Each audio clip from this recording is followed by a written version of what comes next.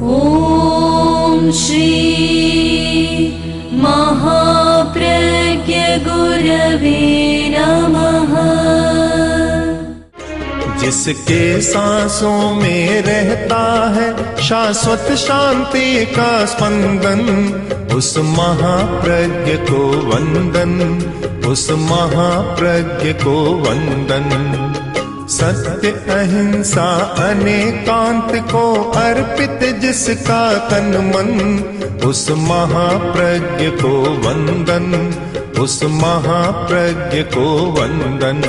जिसके सांसों में रहता है शाश्वत शांति का स्पंदन, उस महाप्रज्ञ को वंदन, उस महाप्रज्ञ को वंदन।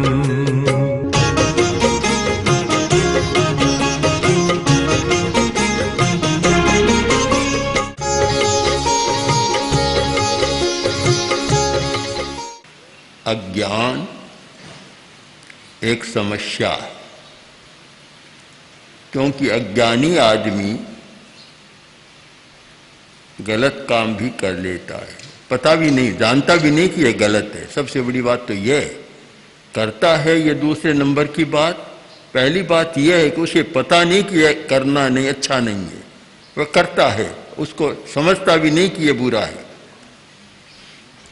तो दूसरी समस्या है आदतों का वैचित्र्य।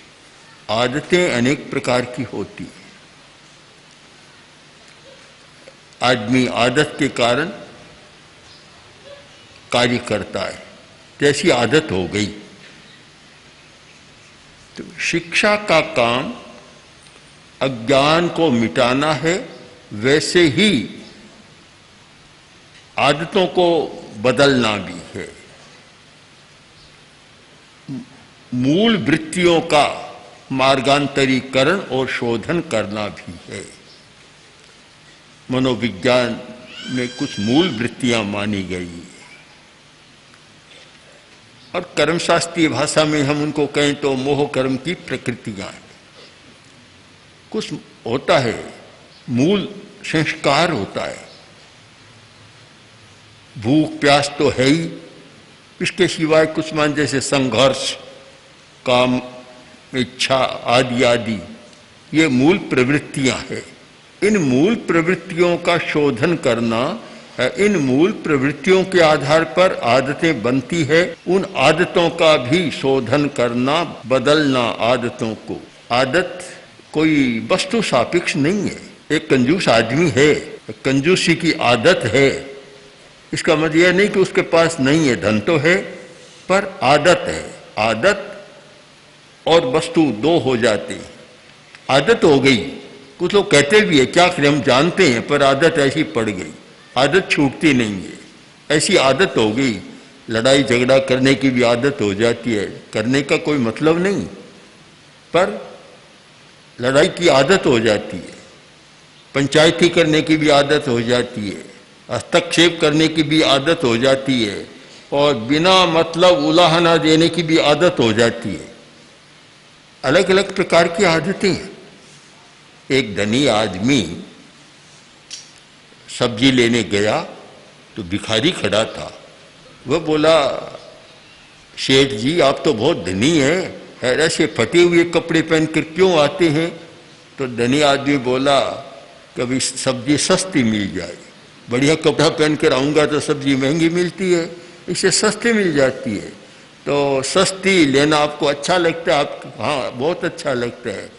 अगर बिना पैसे मिल जाए तो कि तब तो बात ही क्या, और बहुत बढ़िया लगता है। तो लो ये मेरा कटोरा लो भिखारी का, और सब्जी वालों के सामने कटोरा फेरो, बिना पैसे आपको मिल जाए। अब एक और तो धनी आदमी है, पैसे की कमी नहीं है, और उधर से फतेह हाल आता है। क्यों? आदत है, आदत के कारण होता है। हमें विश्लेषण करें कि बहुत सारी बातें आदत के कारण होती है, और सबकी आदत समान नहीं होती, अलग अलग होती है। किसी एक भाई ने अपनी पत्नी से कहा कि तुम बहू को बार बार टोकती हो, कहती रहती हो दिन भर, ये अच्छा नहीं है, इससे बिगड़ जाएगी, कि करूं क्या, मैं जानती हूं पर मेरी तो आदत पड़ गई, छूटती नहीं है। अब ये शायद 1000 आदमियों का इंटरव्यू लो या सर्वे करो तो बहुत सारे लोग कहेंगे कि भाई बात तो ठीक है, कठिनाई है, पर करूं क्या, मेरी आदत हो गई। अब आदत हो गई, इसका कोई उत्तर नहीं है, इसका कोई समाधान ही नहीं, कोई तर्क भी नहीं है कि मेरी आदत है, भाई इतने में छुटकारा हो जाता है, आगे कोई समाधान भी नहीं मिलता। तो शिक्षा का काम है आदतों को बदलना, मार्गांतरीकरण करना, उन आदतों का शोधन करना, आदतों की काट छांट करना और नई आदतों का निर्माण करना, यह शिक्षा का कार्य है।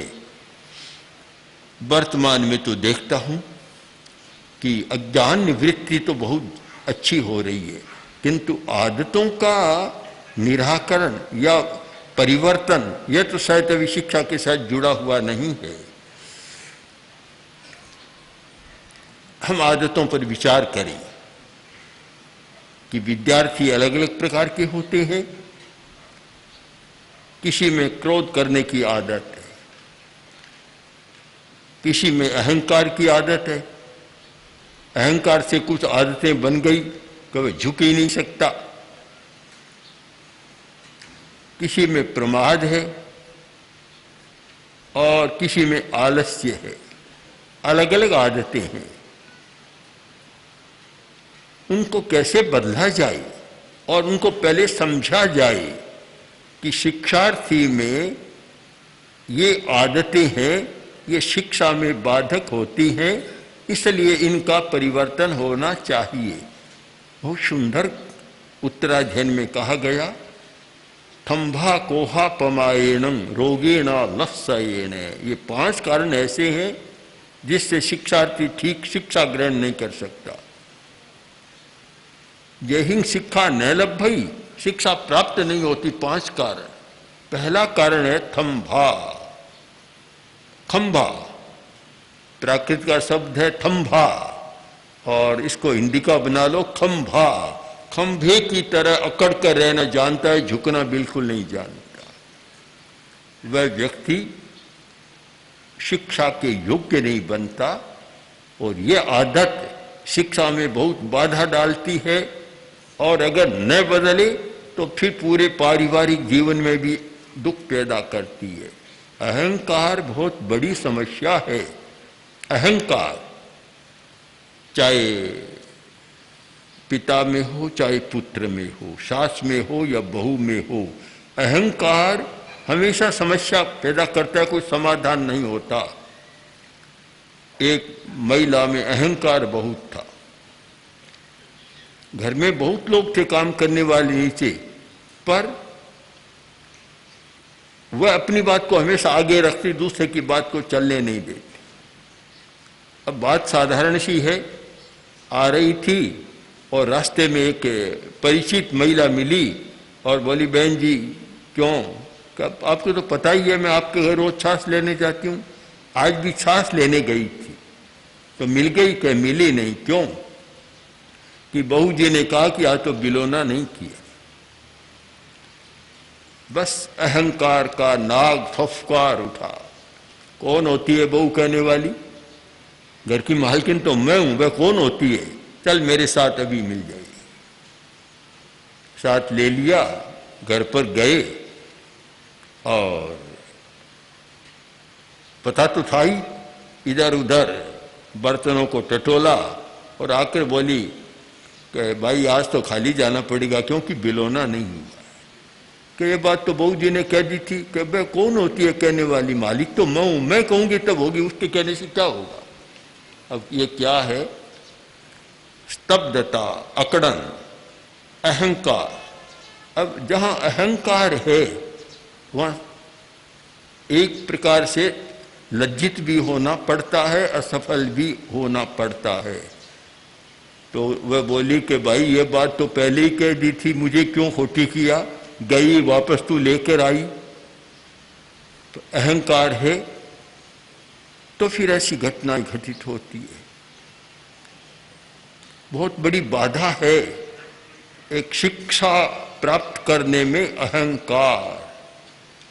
और इसीलिए प्राचीन साहित्य में, भारतीय साहित्य में, चाहे वह संस्कृत का है, प्राकृत का है, चाहे अपभ्रंश का है, और चाहे तमिल और कन्नड़ का है, बहुत साहित्य लिखा गया। और तमिल भाषा में जैन आचार्यों ने विशाल साहित्य लिखा, कन्नड़ में भी बहुत लिखा। तो किसी भी भाषा का हो, शिक्षा के साथ पहली शर्त है विनय, विनम्रता। विनय पहली बात है कि अगर तुम में विनय है तो शिक्षा प्राप्त कर सकोगे, और अगर विनय नहीं है तो शिक्षा तुम्हारे पास आएगी नहीं, और कभी तुम शिक्षित नहीं बनोगे और सुखी जीवन नहीं जी सकोगे। थम्भा एक बहुत बड़ी बाधा। कोहा दूसरी बाधा है, कोहा, क्रोध बहुत है, बात बात में क्रोध आ जाता है। विद्यार्थी भी बहुत सारे होते हैं कि शिक्षक कुछ भी कहे तो एकदम तत्काल गुस्से में आ जाता है, और अनेक घटनाएं भी घटित हो जाती है। आजकल तो सीमा पार कर गया कि अपने शिक्षक की, प्रिंसिपल की हत्या तक भी क्रोध में आकर कर डालते। तो एक बहुत बड़ा विघ्न है यह शिक्षा का। तीसरा है प्रमाद। प्रमाद ही है, पढ़ने में मन नहीं लगता, बातचीत करने में मन लगता है, निकम्मी बातों में मन लगता है, या नींद लेता है, पड़ा रहता है। नींद और विकथा, उनमें ही उसकी रुचि है, और पढ़ने में मन नहीं लगता। यह भी शिक्षा की एक बहुत बड़ी बाधा है, प्रमाद। प्रमत्त रहता है, मूर्छित सा रहता है, जागरूक नहीं रहता अपने कर्तव्य के प्रति। अब चौथी बात है, वह तो आदत से नहीं मानेंगे, किंतु हो सकता है कि आदत का भी उस पर प्रभाव पड़ जाए। रोग, रोग भी एक बहुत बड़ी बाधा है। जो रुग्ण है, रोगी है, वह अच्छा ज्ञान कैसे प्राप्त करेगा? इसको हम नियम तो नहीं बना सकते।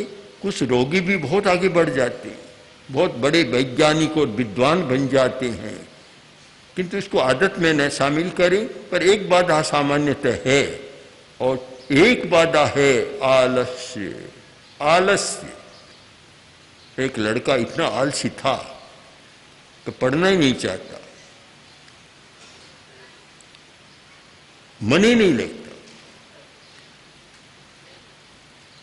तो एक दिन माँ ने कहा, देखो बेटा, पढ़ो नहीं तो ऐसे रह जाओगे, निकम्मे रह जाओगे और दुख पाओगे। काफी कहा, सुन लिया।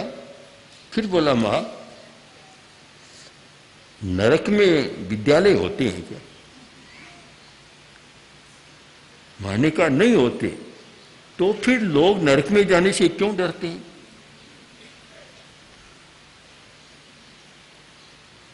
इतना आलसी के विद्यालय का मुंह भी देखना नहीं चाहता था, बस पड़ा रहता दिन भर। तो फिर एक दिन माँ ने कहा कि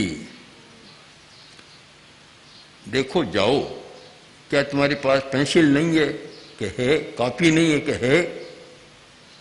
पुस्तकें भी है, सब कुछ है। तो फिर तुम स्कूल क्यों नहीं जाते? कि माँ, सब कुछ है पर मैं जाना ही नहीं चाहता, इसका क्या उपाय? आलस्य के कारण इस प्रकार की मनोवृत्ति बन जाती है। अब हमारे सामने प्रश्न है कि शिक्षा के द्वारा इन आदतों को कैसे बदला जाए। अगर ये आदतें न बदले तो फिर शिक्षा का कार्य अधूरा हो जाता है। शिक्षा का कार्य तब पूरा हो कि जानकारी हो, और जानकारी के साथ आदतों में परिवर्तन हो। दोनों हो तब काम पूरा होता है। कोई जानकारी हो गई, आदत में 1 इंच से भी इधर उधर नहीं होता है। तो फिर शिक्षा का क्या लाभ? एक बड़ा प्रश्न है हमारे सामने। जीवन विज्ञान की जो परिकल्पना की गई उसका यही तो आधार है। कभी शिक्षा के द्वारा जानकारियां बढ़ रही है, ज्ञान बढ़ रहा है, बहुत सारी सूचनाएं नई नई जानी जा रही है, पर आदमी जैसा का तैसा है, आदतों में कोई परिवर्तन नहीं हो रहा है। और वह कैसे हो? जो वर्तमान चालू पाठ्यक्रम है उसमें यह संभव नहीं है। तो कैसे हो? इस चिंतन के साथ ही जीवन विज्ञान की योजना बनाई गई और वह शिक्षा का एक ऐसा पूरक अंग बन गया कि अज्ञान मिटे, ज्ञान बढ़े और साथ साथ में आदतें बदले, वृत्तियों का परिष्कार हो, मौलिक मनोवृत्तियों का संशोधन हो या मार्गांतरीकरण हो। इस उद्देश्य से जीवन विज्ञान की बात सामने रखी गई। जीवन विज्ञान में उपाय बतलाए गए।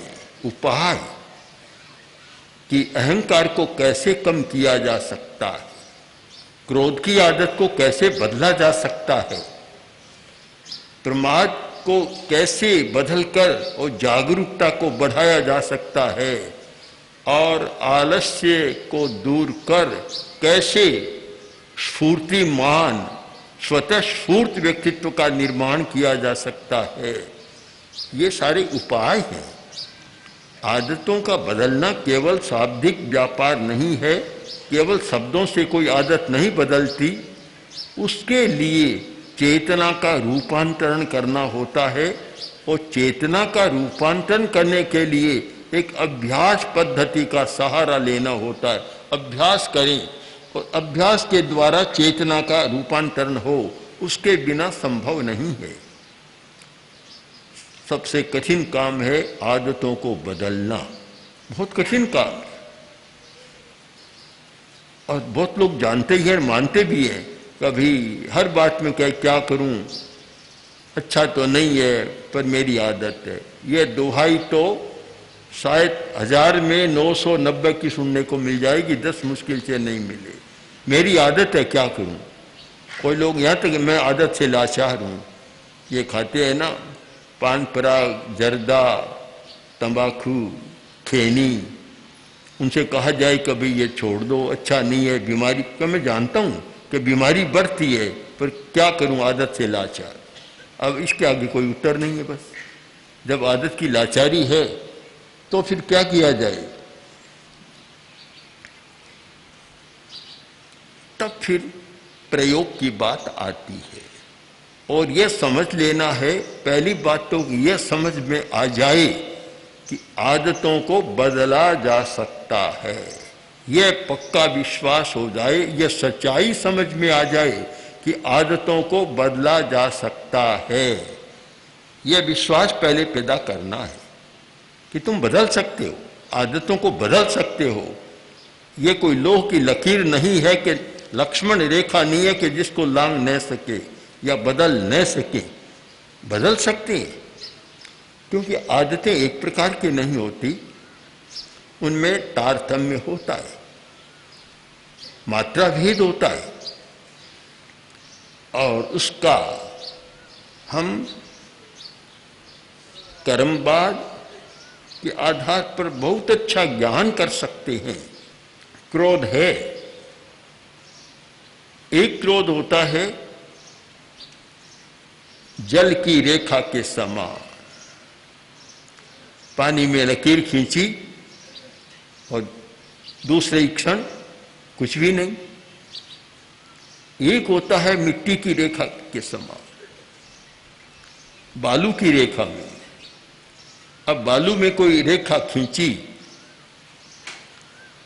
तो कुछ देर टिक जाएगी, हवा का झोंका आया और समाप्त हो जाएगी।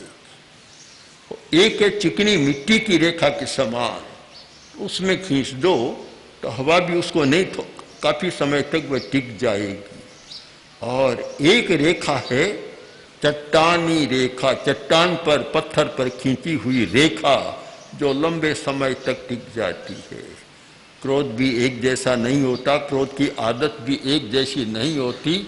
कुछ व्यक्तियों का क्रोध ऐसा होता है कि जल की रेखा के समान है, आया और चला गया। संस्कृत साहित्य में अच्छा लिखा है, उत्तमस्य क्षणंकोपे मध्य में प्रहर द्वयम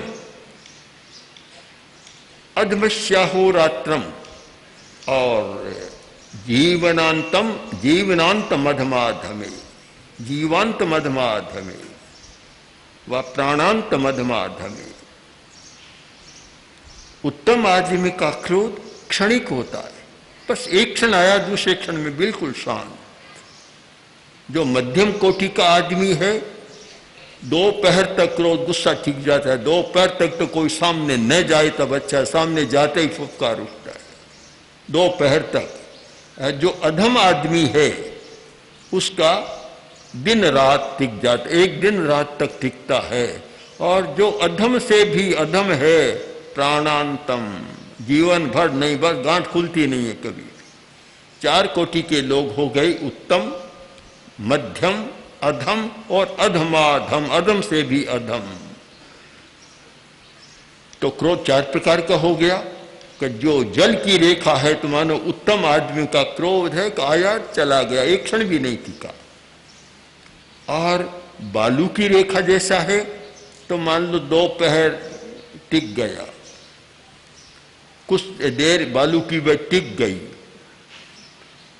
और जो मिट्टी का है उसको हम मान लें कि वह अधम आदमी का है तो दिन रात टिक गया, लंबे समय टिक गया। और अधमाधम है उसका तो चट्टानी रेखा है कि जीवन भर गुस्सा कभी शांत नहीं हुआ। जिसके प्रति क्रोध आया और उसे देखते ही बस आंखें लाल हो जाती है, भ्रिकुटी तन जाती है। तो आदत के भी कई प्रकार हैं, तारतम्य है। क्रोध भी समान नहीं होता तो अहंकार भी समान नहीं होता, अहंकार में भी तारतम्य है। 4 प्रकार का अहंकार भी हो जाता है। तो फिर इनको बदलना कैसे? तो बदलने का तरीका बड़ा आसान तो नहीं है, कठिन है। क्योंकि एक जो उत्तम कोटि का कोई विद्यार्थी है, उस पंक्ति का है, तो उसकी क्रोध की आदत को जल्दी बदला जा सकता है, बदल जाती है। और हमने देखा प्रेक्षक ध्यान शिविर में लोग आते हैं, कुछ व्यक्ति 2-4 दिन में ऐसे शांत बन जाते मानो कभी क्रोध किया ही नहीं था। हमारे सामने बहुत उदाहरण है ऐसे व्यक्तियों के कि जो आए तब कितने गुस्सेल थे और गए तब बिल्कुल शांत। एक व्यक्ति युवक प्रेक्षा ध्यान में भाग लेने आया, शिविर में रहा, मैं प्रयोग करा रहा था। मैंने प्रयोग संपन्न किया और कुछ भाई मेरे पास आए और बोले कि आपने किस युवक को यहाँ शिविर में रखा है? दुनिया की जितनी बुराइयां सारी इसमें पाती है, कैसे रख लिया? मैंने कहा भी हमें तो पता नहीं होता कि कौन क्या बुराई है, बस हम तो आते हैं और जिनमें ध्यान की रुचि है देखते हैं अच्छा प्रयोग करता है उसे ले लेते हैं, और जाता है तब भी अच्छा लगता है हमें। तो उसने कहा नहीं बहुत खराब है, तो ऐसा वैसा खूब बखान किया। शिविर में रहा, चला गया। और शायद 1 वर्ष 2 वर्ष बाद उसी व्यक्ति का एक संबंधी नाना था, हम लोग दिल्ली में थे, मैं बैठा था अनुव्रत भवन में, आया और मेरे पैर पकड़। मैंने कहा भी ठीक है बनना हो गई, छोड़ता नहीं है। क्यों? रोने लगे। मैंने क्या हुआ ये, क्यों ऐसा क्यों कर रहे हो? क्या कर रहा हूं? आपने मेरा कल्याण कर दिया, मेरे परिवार का। वह मेरा दोहिता जो कुल का कलंक था और आज वह प्रेक्षा ध्यान का अच्छा प्रशिक्षक बन गया। तो आदमी बदलता है, तारतम्य है। हम कोई न बदले तो मान ले कोई चट्टान की रेखा है, बड़ा कठिन काम है, बदल तो वह भी सकता है पर बहुत लंबा समय लगता है।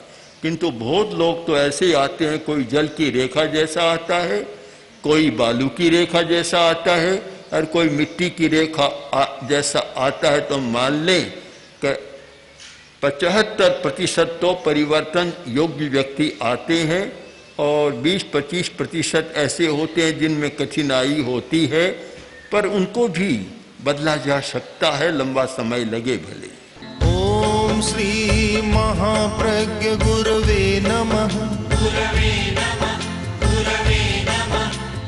ओम श्री महाप्रज्ञ गुरवे नमः।